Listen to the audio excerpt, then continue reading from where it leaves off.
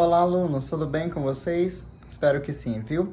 Hoje nós temos algumas informações importantes da nossa disciplina. E é claro, eu te faço o convite para estar comigo durante toda a nossa aula, fazendo as suas anotações, seus comentários, as suas observações, pois você é protagonista desse processo de aprendizagem, tá?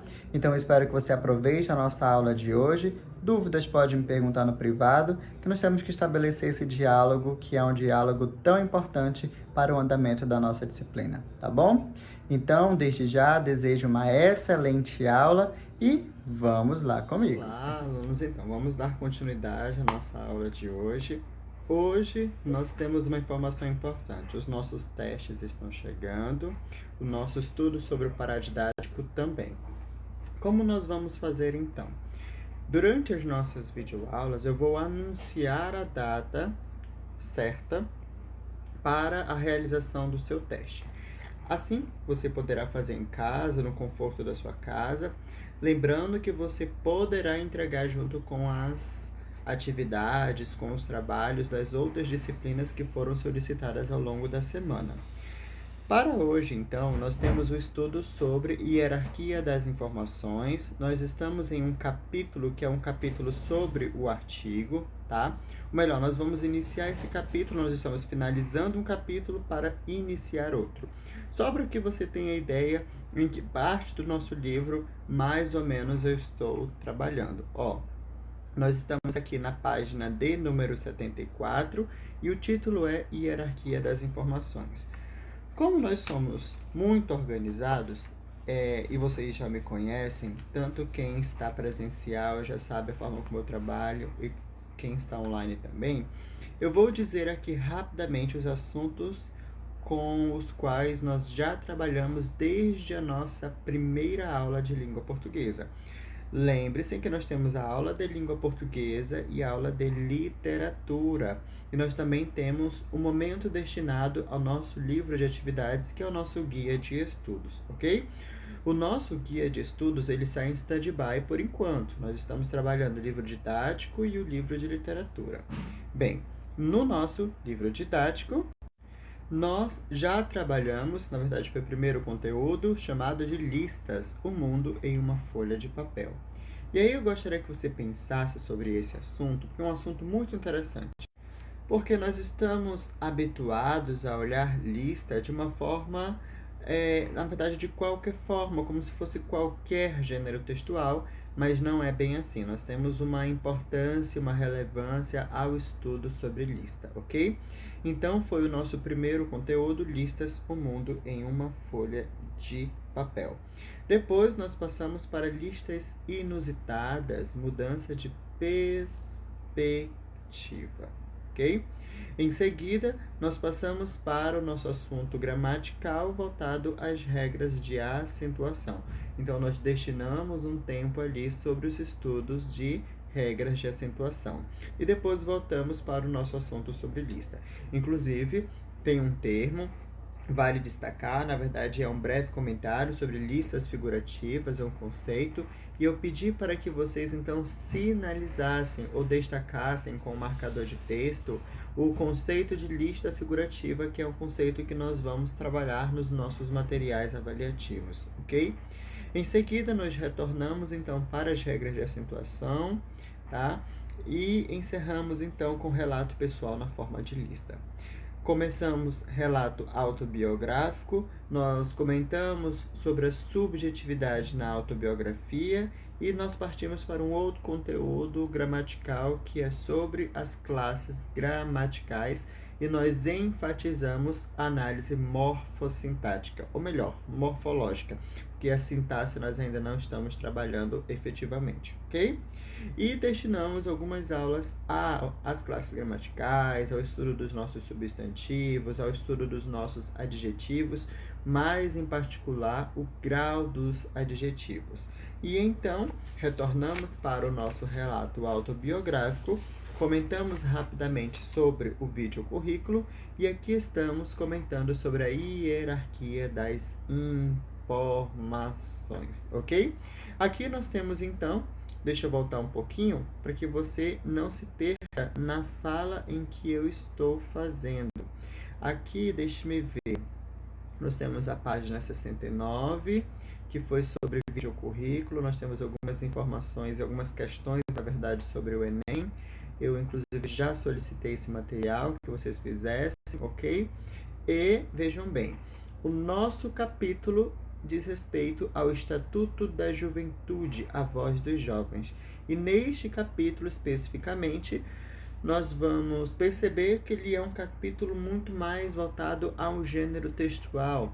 Tanto que nós temos aqui, até o final deste capítulo, a proposta é que você relacione o texto Estatuto da Juventude ao seu contexto social, ao contexto histórico da sua própria promulgação, ok? Você, enquanto jovem, deve perceber que você tem um estatuto e que você deve levar em consideração alguns regimentos sendo postos ali. Além disso, até o final deste capítulo, você terá uma breve noção em análise da composicionalidade do gênero, que é o Estatuto da Juventude, as características do Estatuto e, claro, as especificidades. Além disso, você vai ampliar o seu repertório linguístico, adquirindo domínio básico de leitura de textos legais. A proposta também é que nós possamos debater algumas questões de interesse de jovens, ok? Nós vamos compreender o que é texto dissertativo, mas a questão de exposição de ideias, nós vamos também analisar alguns efeitos de sentido de usos expressivos da linguagem e nós vamos reconhecer artigos numerais e pronomes, ou seja, retornaremos ao estudo das classes gramaticais, ok? Aqui na página de número 72, nós temos então o texto inicial sobre o Estatuto da Juventude, a voz dos jovens. Vamos ver o que diz o nosso material? Vejamos. O mundo nunca foi tão jovem e está se tornando ainda mais jovem a cada dia que passa.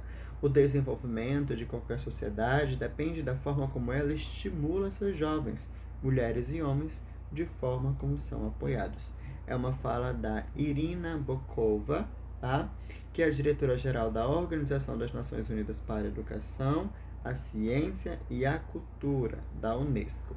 Aqui nós temos, então, o texto inicial que diz: para você, leitor, ou melhor, você, leitor, texto de lei, Estatuto da Juventude.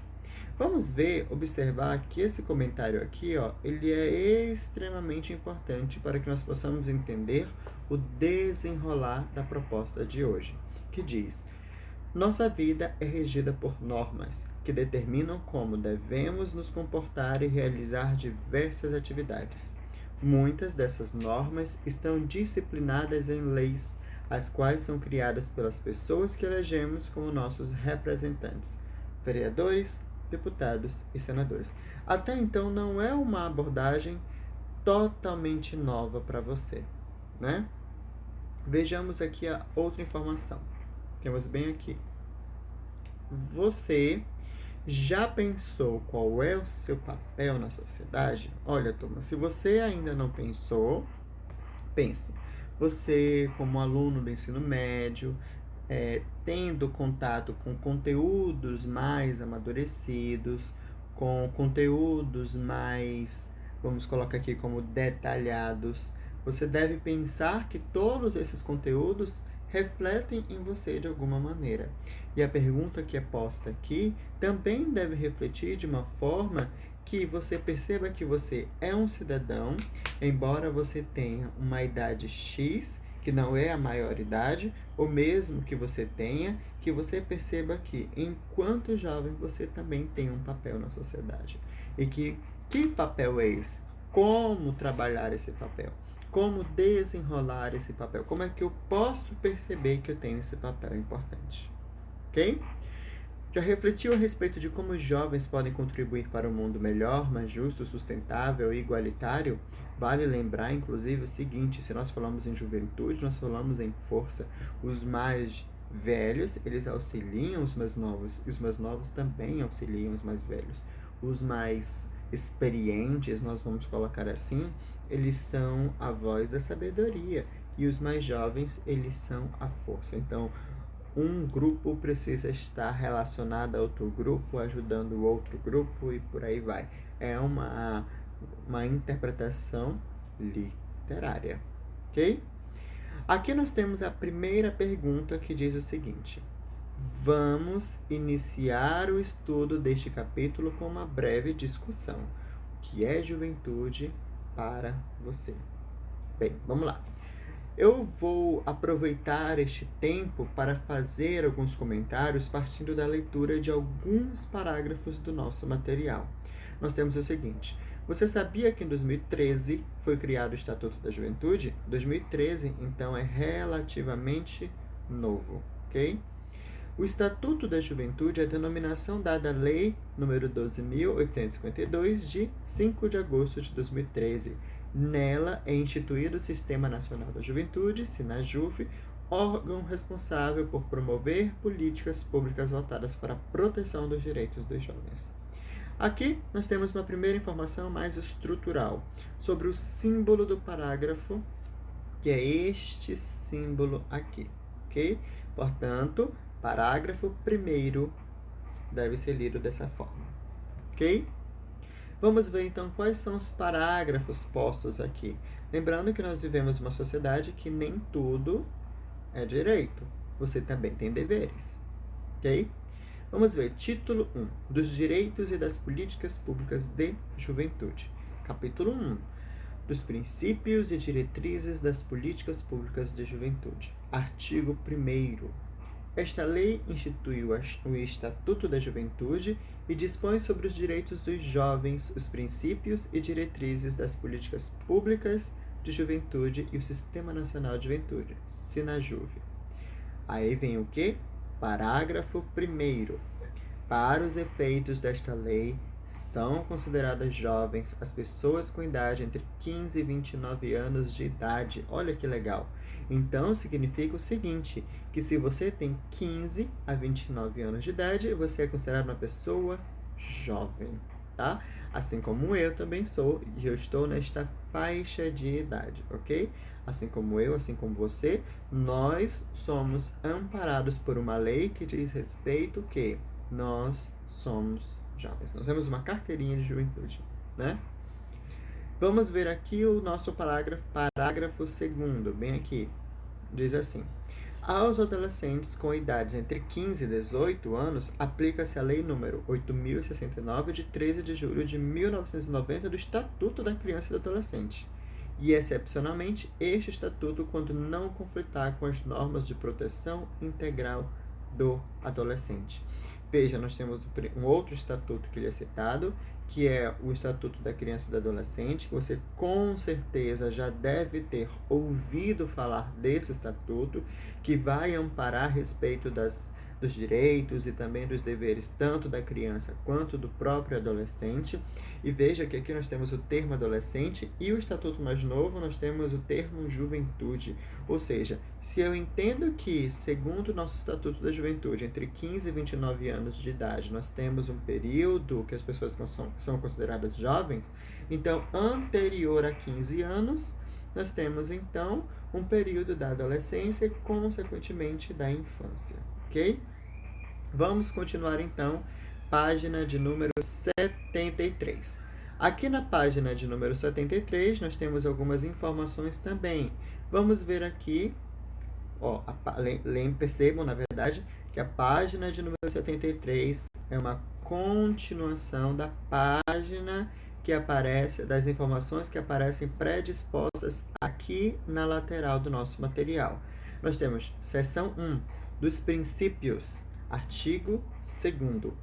O disposto nesta lei e as políticas públicas de juventude são regidos pelos seguintes princípios: promoção da autonomia e emancipação dos jovens. Olha só, isso também tem a ver com responsabilidade do próprio jovem, viu? Nós temos valorização e promoção da participação social e política de forma direta e por meio de suas representações. Isso significa que você, enquanto jovem, se você tem de 15 a 29 anos, você tem voz e você tem um espaço para expor a sua opinião social e sua opinião política, ok? De forma direta.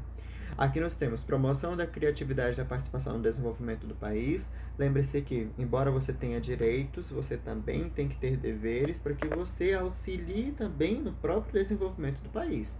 seja cultural, seja financeira. Então, se você nasce em um país que te fornece ali uma estrutura para que você se desenvolva enquanto criança, enquanto adolescente, enquanto jovem, então, veja, nós vivemos em um país capitalista que ele vai querer um retorno. Que retorno você vai dar a esse país?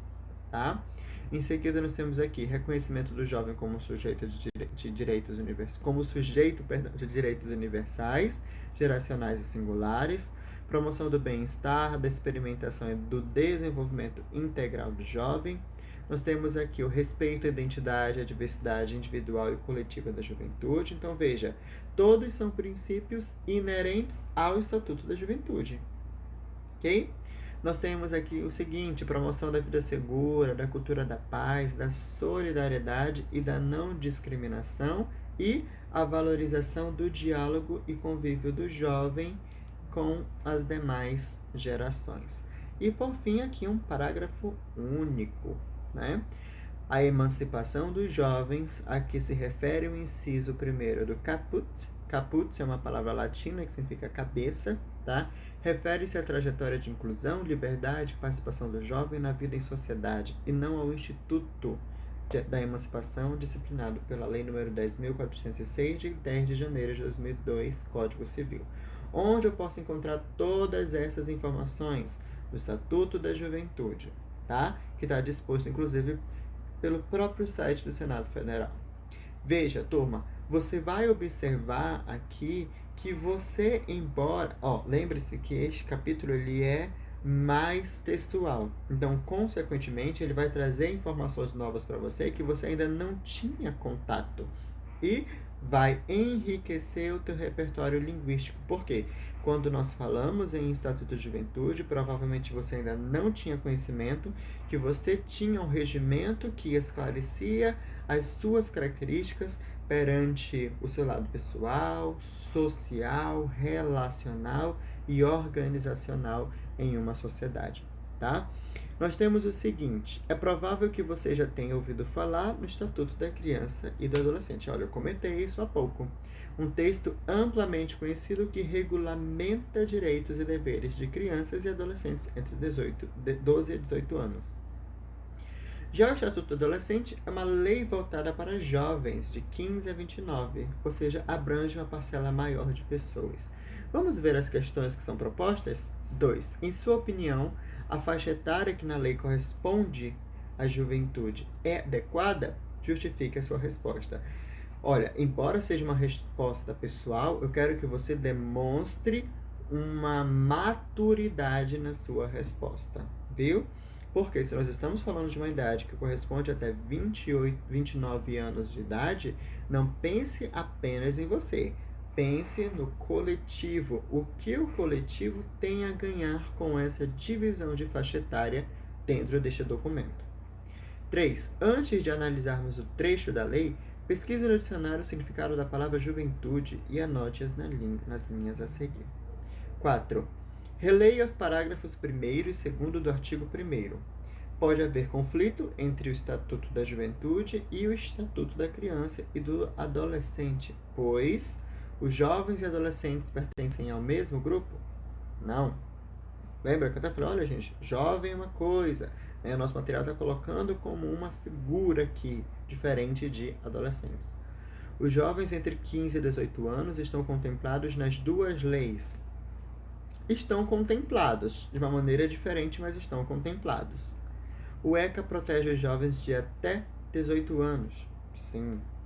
A lei número 8.069 contempla os jovens e os adolescentes. Aí você vai procurar. Nós vimos essa lei há pouco, tá? Os dois estatutos são a mesma lei. A mesma lei? Não. Então, uma data um pouco mais ali por volta de 1900 e a outra já é mais recente, de 2013. É isso? B. Qual é a interpretação do parágrafo 2º com relação à aplicação do ECA e do Estatuto da Juventude? Eu quero que você perceba qual a relação entre um e outro e que interpretação é dada no nosso material em relação a esta relação. Vamos ver aqui em relação a esta relação, em relação a esta situação. E aqui chegamos de fato na página de número 74 sobre hierarquia das informações. Veja que eu comentei questões anteriores para que você não se perca na minha linha de raciocínio. Aqui nós temos o texto do Estatuto da Criança, Estatuto da Juventude, se inicia com o título primeiro dos direitos e das políticas públicas de juventude. E em seguida, a seção 1 dos princípios, que trata-se de 2 itens da lei com conteúdos específicos. É uma forma de hierarquizar os assuntos nela presentes, para que o texto fique mais organizado com as informações setorizadas. E aí nós temos o seguinte, observem aqui. 5. Considerando o trecho lido, assinale a alternativa que melhor define o que são princípios em uma lei. 6. Qual é a relação de hierarquia entre o título 1 e a seção 1? Você vai ter que explicar a sua resposta. Depois, nós temos aqui o seguinte, 7. Agora, analise esses 2 princípios. Eu quero que você tome muito cuidado ao ler este material, leve em consideração as especificidades deste material e aí você irá anotar aqui. Este material ele tem um cunho muito interpretativo, muito pessoal, e aí eu gostaria de vamos colocar aqui como agudeza, uma delicadeza nas suas respostas e, ao mesmo tempo, uma maturidade. Você já é um aluno da primeira série do ensino médio, então você deve perceber que os textos agora, eles são mais, não difíceis, mas eles trazem uma bagagem maior de conhecimento e, consequentemente, de vocabulário. E isso vai fazer com que você trabalhe ainda mais o seu repertório linguístico. Então, não estranhe se você observar algumas palavras diferentes, algumas perguntas que são teoricamente mais trabalhosas, tá? Porque condiz realmente a etapa do segmento em que você se encontra. Vamos ver a página de número 75. Nós temos aqui, vamos ver algumas outras informações também. Palavra, matéria-prima da lei. Vou deixar que você leia também e responda as questões propostas, ok? Volto a dizer, é um material que tem um cunho mais interpretativo.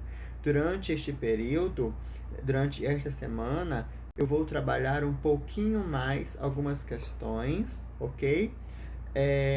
E mais algumas páginas, porque nós já estamos chegando ao fim do segundo bimestre. Eu preciso agora que você comece a trabalhar os materiais com mais agilidade. Agora não é período mais de atualização de material, porque você precisa fazer os trabalhos, precisa agora estudar para os testes e logo mais estudar para as avaliações. Então isso provavelmente vai trazer para você alguma consequência, tá? Se você não tinha o material, eu até entendo, mas se você tinha o material e não atualizou, talvez fique uma bola de neve aí. Aqui nós temos na página de número 76 o item estrutura e características. Eu vou deixar que também você faça a leitura deste material. Em virtude do nosso tempo, que é um tempo muito limitado, eu deixo como tarefa para casa, porque assim você pode estar atento às informações propostas, ok? Aqui nós temos a página de número 77. Veja que a página de número 77 ainda vai falar da forma de estrutura do Estatuto da Juventude. Aqui ele tem um comentário sobre o parágrafo, tá bom? Nós temos aqui na página de número 78 algumas perguntas inerentes ao Estatuto da Juventude, como a questão de número 11, a questão de número 12, de número 13, de número 14, de número 15, 16, até a questão de número 19, ok? Em seguida, nós chegamos aqui à página de 79. Nós temos ainda questões concernentes, referentes ao Estatuto da Juventude. A página de número 80. Aqui na página de número 80, nós já temos percepção agora sobre uma outra classe gramatical, que é justamente sobre o nosso artigo. Volto a dizer que nós já estudamos sobre o nosso substantivo, sobre o nosso adjetivo. Agora nós estamos no nosso artigo, que é um material relativamente tranquilo também. O nosso material, ele vai destacar os artigos definidos e indefinidos. Muito cuidado com este conceito do que é definido e do que é indefinido. Cuidado com o conceito de artigo, porque nós observamos ali, outrora, em que o artigo, se você não conseguir trabalhar o conceito de uma maneira mais abrangente, você cai no erro achando que o artigo ele apenas determina gêneros, mas ele vai muito além disso. Ele individualiza ou ele generaliza algum ser, tá bom? Como é material que eu já comentei, principalmente sobre o artigo, também vou deixar que você faça a leitura e responda. Nós temos o seguinte, aqui, este lembrete que é posto aqui, ele é extremamente importante, que os artigos eles podem estar combinados ou contraídos.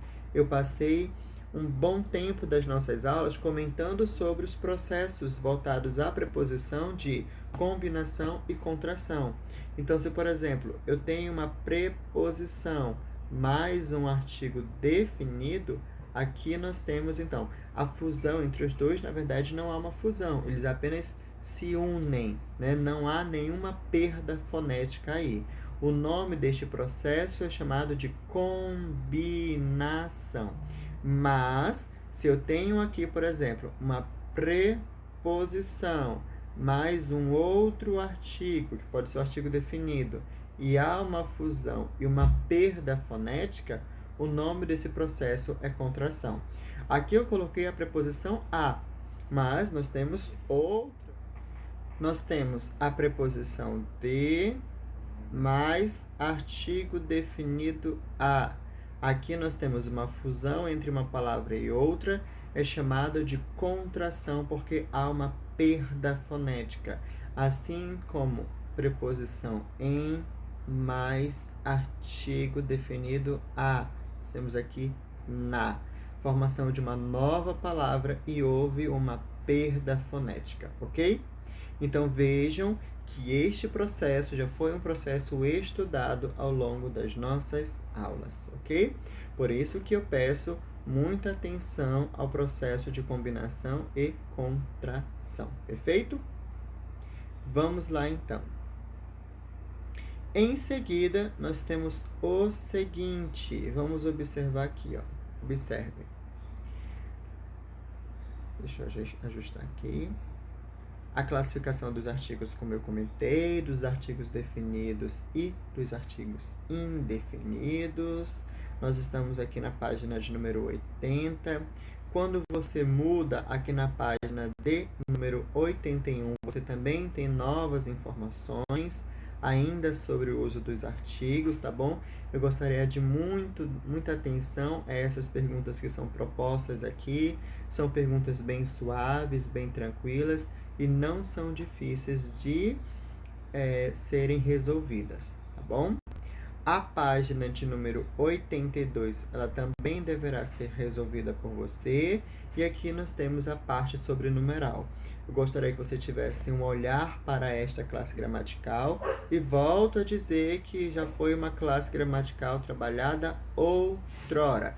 Hoje nós estamos apenas fazendo uma averiguação, uma retomada, uma averiguação do nosso conteúdo, tá bom? Nós tivemos uma aula exclusiva que eu comentei ali, citei classe por classe. Agora é apenas uma retomada. E por fim, a página de número 83. A nossa aula de hoje, ela vai acontecer até aqui, a página de número 83. E nós temos umas outras perguntas também voltadas à classe gramatical dos numerais. Ok, turma? Perfeito? Nossa aula será finalizada por aqui.